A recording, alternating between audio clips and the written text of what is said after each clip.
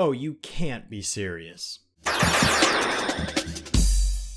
So for the three of you that haven't already heard, Miss Bellum was written off the Powerpuff Girls reboot, and this episode right here is the one to blame. Without further ado, let's just dive right in. So the girls have gotten a new video game and holy shit! Well, we're off to a great start. So the girls start playing this game, which is called Dragon Wizard Skateboard Fighters. You know, I bet they just pulled up a random word generator and picked the first 4 words that showed up and slapped them together. Their cell phone rings and the girls use the same rock, paper, scissors joke that the original did to determine who answers the phone. The mayor tells them to come to City Hall, and the girls arrive to see the place a total wreck. They find him and he gives them a note written by Miss Bellum, which basically states that she's accumulated 1,000 days of vacation and has left to use them up. There's also this joke here where Blossom's doing an impression of Miss Bellum's voice, but guess what the best part is? That's not even Miss Bellum's actual voice.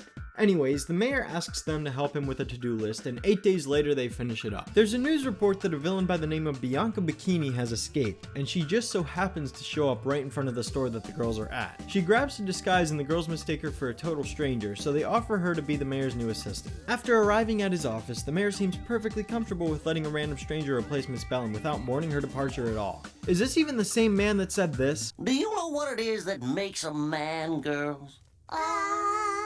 Bellum. What? Miss Sarah Bellum. The brains behind the man. So the mayor shows her the master control room and Bianca releases her counterpart Barbarous from prison so that the two of them can destroy the Powerpuff Girls together.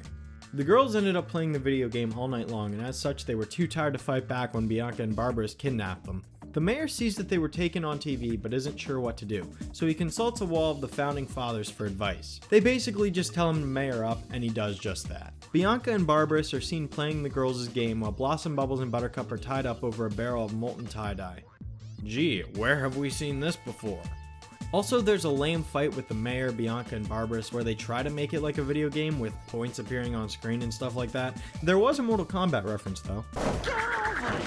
The mayor saves the girls by defeating Bianca, and then the girls proceed to beat the tar out of Barbarous as well.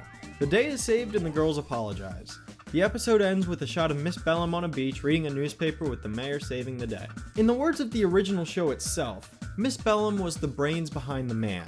She was the one running the city behind the mayor's back because he wasn't competent enough to handle it himself. Her name is Sarah Bellum, for goodness sake. Now, this isn't nearly as bad as Man Up in terms of the episode itself. If we were to ignore all of the continuity issues that this one has, I can at least compliment Bianca Bikini. I feel that Barbarous is kind of unnecessary, but Bianca seems to be a mix of Mascara and Sedusa, and if neither of those two villains are returning, then I fully welcome this addition to the new cast of villains. The general plot is a bit bland, but it's not terrible. All of the problems with this episode are really only relevant to fans of the old show, so if you know a decent amount about it, then tread carefully around this one.